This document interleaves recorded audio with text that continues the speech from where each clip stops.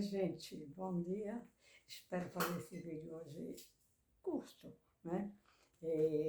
Porque sempre estou acompanhando a história do cangaço e então os meus vídeos têm sido direcionados exatamente para o fato, né? É inegável que o cangaço ocorreu, fato histórico, que o Virgulino Ferreira da Silva, vulgo Lampião, uma pessoa que teve a sua origem, o seu nascimento lá em Vila Bela, entre Vila Bela e o município de Floresta do Navio, mais próximo da Vila de Nazaré do Pico. Então, o Virgulino era conhecido, mas essa história ainda hoje rende, depois de mais de 8 décadas que praticamente encerrou o cangaço, aquele cangaço rural, né? Então, ainda hoje se tenta chegar a um consenso como é que o Virgulino passou mais de 2 décadas, né? Com toda, digamos assim, que sobreviveu, porque muitos entraram para o cangaço e muitos não viveram tanto quanto o Virgulino, né? Houve alguns, como o Virgulino, o Corisco, né? E outros que depois abandonaram o cangaço, né? A vida cangaceira e viveram muito mais tempo, certo? Então, eu estava justamente procurando rememorar, por exemplo, o fato que um vídeo do Rico Inglês em que ele fala que o doutor Arthur Ramos, que foi um dos que, digamos, periciou, entre aspas, disseram, essa cabeça é do Virgulino, o cangaceiro, o rei do cangaço.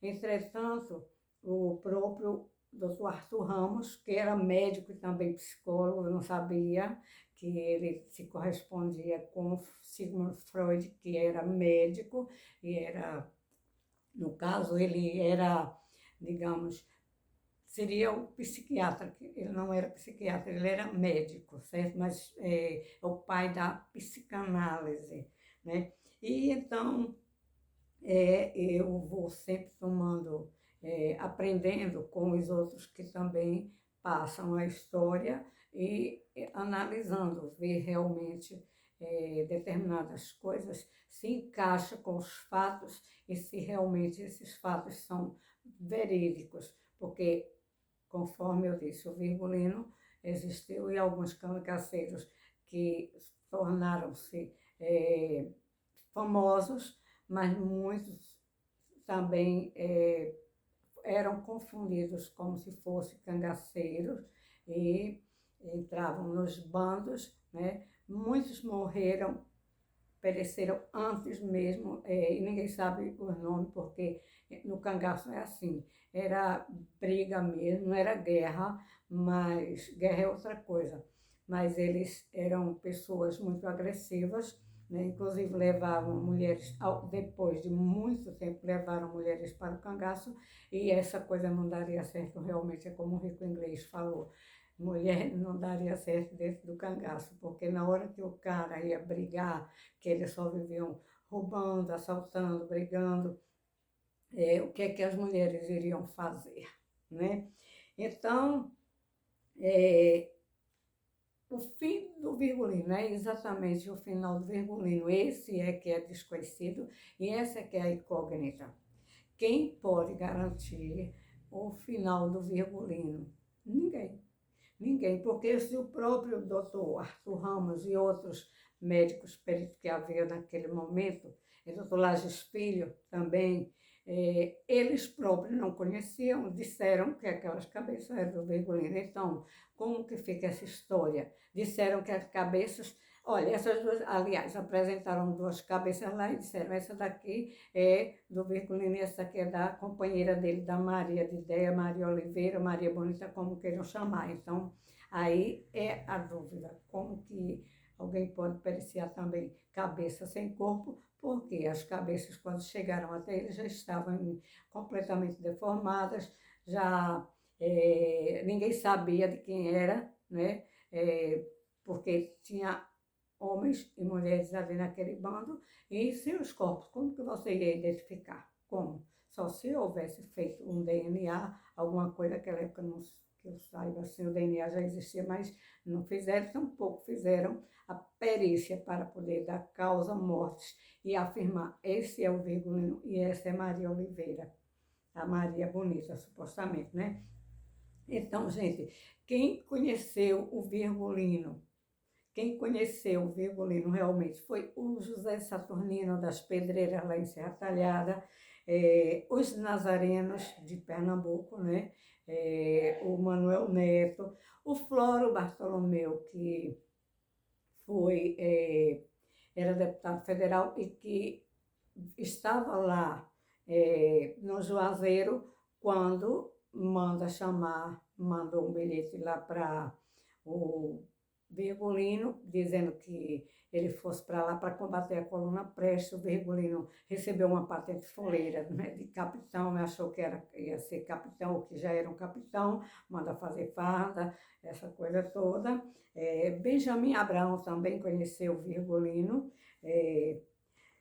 A dúvida também, né? O tenente João Bezerra. Dizem que o tenente João Bezerra jogava baralho com o Virgulino lá, lá em Alagoas, né? Também o Pedro de Cândido, que era um dos coiteiros, que fica confundindo, nós confundimos assim, não sabemos exatamente se ele era coiteiro, mas também ele era da polícia. Como que um policial ia dar, né, digamos assim, como o tenente João Bezerra também, iam fazer amizade com o Virgulino. Eu posso, mais para frente, falar um pouco sobre isso, né? O Durval, que era irmão do Pedro de Cândido, né? O Sandy, que diz que foi também um cangaceiro, depois passou a ser policial, né? E foi quem falou para o Panta de Godoy, o Panta de Godoy disse que foi ele quem deu o segundo tiro, atentai para isso, o segundo tiro na cabeça daquela pessoa que estava se estrebuchando em cima de uma pedra, e que ele deu o segundo tiro e que terminou de matar. E o Sandy disse que esse é o Virgulino. Bom, então significa que o Panta de Godoy, que era policial, não conhecia. Eles estavam exatamente, quando eles foram fazer esse cerco ali no lado de Angico, para o lado de Angico, aquela cabeceira de drenagem de rio, eles foram sem saber o que iam enfrentar, porque o tenente João Bezerra não disse para eles que eles iam brigar com o Virgulino, que o Virgulino era um psicopata. O Virgulino era muito precavido, e aí é que mora o problema. Se o Virgulino era uma pessoa precavida, acostumado a lidar, viver a vida no cangaço, né? Comandando aqueles outros grupos, como que ele estava despreparado, né? Na hora daquele cerco ali, como assim? Né? Aí é que começa a coisa virar lenda, virar conto, virar uma história de ficção, que na verdade foi um fato histórico, mas torna-se história de ficção exatamente por conta disso, porque o Virgulino, como é que ele estava desequipado, se ele andava fortemente armado, ele andava também com, quando ia dormir, entre aspas, ele, digamos, dormia com o olho aberto ou fechado, né? Por quê? Porque ele tinha muitos inimigos e ele podia confiar naqueles coiteiros, ele podia confiar no João Bezerra, ele podia confiar naquele governador de Sergipe. Como assim? Um psicopata, ele não confia em ninguém, ele só confia nele mesmo, né? O psicopata, ele é precavido, ele não é tão inteligente, mas ele sabe, ele é ardiloso. Ele prepara terreno para si, porque ele sempre está mentindo e sempre vai sair praticamente ganhando, né, enganando as pessoas. Então, fica essa dúvida, qual o final do Virgulino, o Lampião, né, o famoso rei do cangaço, qual o final dele? Porque não existe certidão de óbito. Eis a grande questão, existe certidão de óbito. Ora, se o doutor Arthur Ramos, se Lages Filho, o doutor Lages Filho, eles verificaram, digamos, pegaram aquelas cabeças, né, para estudar, para analisar, porque aquelas cabeças foram para o Instituto Nina Rodrigues, as cabeças do Virgulino e da suposta amásia dele, foram para o Instituto Nina Rodrigues e eles deixaram aquelas cabeças ali, mas eles nunca deram um laudo da causa mortis, né? Tem que ter o laudo para dar o final para essa história, para essas pessoas, e não foi dado. É essa a questão. Então, eu tenho acompanhado bastante os questionamentos do Rico Inglês. Sim, outra pessoa que conheceu, eu dei um pulinho aí, né, mas voltemos. Quando o Virgulino estava no Juazeiro do Norte, né, do Juazeiro do Padre Cícero conhecia o Virgulino. Conhecia e dava guarida para o Virgulino, né? Por que o Padre Cícero fazia isso? Porque era um padre, ele era político, ele era uma pessoa que ele também precisava ali, ele tinha as pessoas que acreditavam na santidade dele, por sinal, disse-me agora, eu vi a reportagem, né? Lei que vai ser canonizado, padre, né? Canonizado. Quais os milagres do padre Cícero Romão Batista para ser canonizado agora pelo Vaticano, né? Pelo Papa Francisco? Quais os milagres do padre Cícero? Foi aquele milagre que a beata mocinha cuspiu sangue na hora de receber uma hóstia? Gente, naquela época havia muita gente com tuberculose. A tuberculose é contagiosa, né? E a pessoa que é tuberculosa, ainda hoje, se faz tratamento da tuberculose, mas ainda hoje a tuberculose é resistente, é o bacilo de Coccus, né?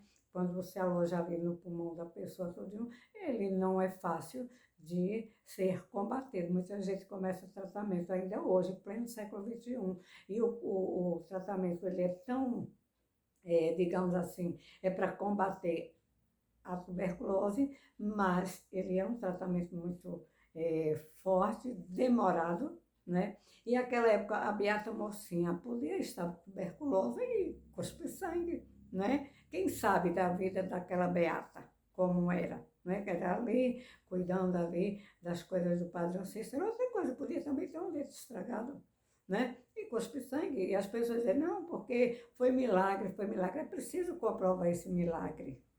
É preciso comprovar esse milagre, né? E milagre é uma coisa que, bom, quem quer acreditar, acredita, né? Mas exatamente eu queria falar justamente nessas histórias fantasiosas que as pessoas ficam passando de um para o outro, de um para o outro. A história do cangaço foi contada oralmente, né? E documento praticamente não tem, conforme eu disse, não existe certidão de óbito do Virgulino, não existe batistério da Maria Oliveira, não existe certidão de nascimento, nem existe certidão de óbito. Portanto, a história do cangaço fica assim, e muita gente aí se aproveitando, vendendo livros que realmente são mais fantasia do que se estudar o fato. E não está fácil de se desvendar esse fato, digamos, esse sumiço do Virgulino, porque foi uma coisa que foi determinada pelo presidente da República, à época Getúlio Vargas, que mandou acabar com o cangaço, e se as polícias deram cabo do Virgulino, haja sido ali em Angicô, naquelas proximidades, e juntaram aqueles corpos todos, aliás, desculpa aí, né? Juntaram para tirar foto para jornal, para a revista Cruzeiro, para o Jornal Globo, revista Cruzeiro, né? E vender o Jornal da Noite também, né? Do Rio de Janeiro, Diário da Noite, né? Então, interessou a muita gente, interessa a muita gente hoje ainda viver dessas histórias, dessas fantasias, e muita gente vive lucrando até com rota do cangaço. Gente, a pessoa ir para aqueles lugares macabros, terríveis, aquelas coisas ali para... Ai, eu me arrepio todo quando eu chego aqui em Angico, eu me arrepio todo. Não sabe nem se o Virgulino morreu ali, mas outras pessoas foram. Ali era lugar de desova, né? Provavelmente um lugar esquisito, um lugar horripilante, né? E muita gente fica, como é muito bom vir até aqui, né? Outros, eu me arrepio tudo, eu sinto emoção. Gente, que coisa mais macabra. Essa história do cangaço foi uma coisa terrível, envergonhava a nossa, envergonha a nossa história, né? E envergonha o sertanejo, que o sertanejo não pode ser representado, nem as mulheres podem ser representadas por cangaceira, não, que eram mulheres delinquentes também, né? E os homens eram matadores, estupradores, criminosos, ou a maioria também tinha muitos psicopatas, mas nem todo psicopata é criminoso, mas é criminoso no sentido, digamos, de matar ou não. Poderá ser enganador, mentiroso, roubar, né? E assim é a história do cangaço, cheia de, digamos assim, de floreios, e muita gente tem simpatia pela história. Mas quem quer estudar com seriedade, procura analisar dentro, utilizando métodos científicos para entender realmente como é que foi essa história do cangaço, que começou lá em Nazaré do Pico, naquelas imediações ali em Floresta do Navio, e foi terminar praticamente em Angico. É uma questão a ser, talvez não tenha nem como se afirmar se foi realmente ali em Angico ou naquelas proximidades, ou se deram cabo de Virgulino, levaram para outro canto e ele sumiu. Sei que o Virgulino não deixava de ser psicopata.